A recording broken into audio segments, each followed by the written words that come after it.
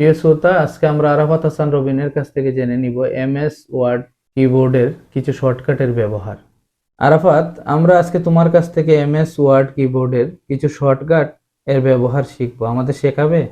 Of course. আমি ধরো একটা লেখা লিখেছি, এই লেখাটা আমি সিলেক্ট করব, তাহলে আমাকে কি দিতে হবে? আপনাকে কন্ট্রোল এ দিতে হবে। কন্ট্রোল এ দিলে কি হবে? কন্ট্রোল এ দিলে লেখাটা সিলেক্ট হয়ে যাবে। আচ্ছা, আমি আমার লেখাটাকে আমি বোল্ড করব, তাহলে কি করতে হবে? তাহলে আপনাকে কন্ট্রোল বি দিতে হবে, লেখাটা বোল্ড হয়ে যাবে। ধন্যবাদ তোমাকে। আমার লেখাটা কপি করতে হলে? আপনার লেখাটা কপি করতে হলে কন্ট্রোল সি দিতে হবে, কন্ট্রোল সি দিলে? লেখাটা কপি হয়ে যাবে।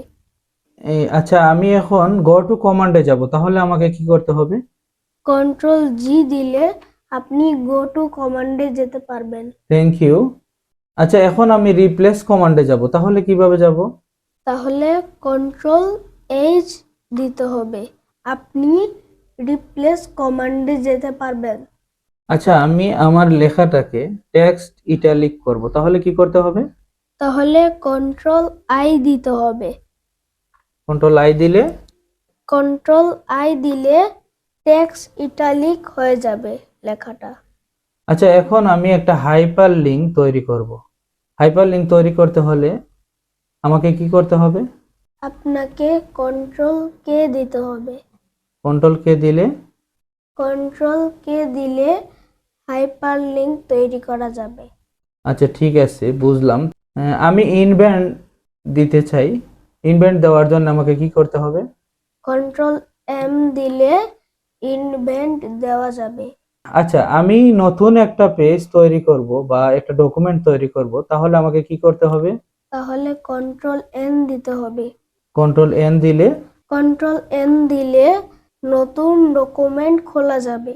আচ্ছা, এখন তাহলে আমি ধর আমার লেখা শেষ, এখন আমি এটা প্রিন্ট দিব, তাহলে আমাকে কি করতে হবে?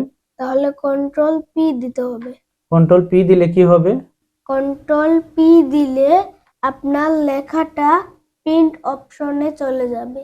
প্রিয় শ্রোতা, আমরা আরাফাত হাসান রবিনের কাছ থেকে এমএস ওয়ার্ড কিবোর্ডের কিছু শর্টকাট জেনে নিলাম।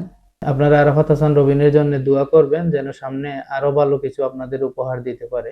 বন্ধুরা, এরকম আরো নতুন নতুন ভিডিও পেতে আমাকে ফলো দিয়ে রাখবেন এবং লাইক, কমেন্ট, শেয়ার দিয়ে আমাকে উৎসাহিত করবেন। সবাই ভালো থাকবেন। আল্লাহ হাফেজ।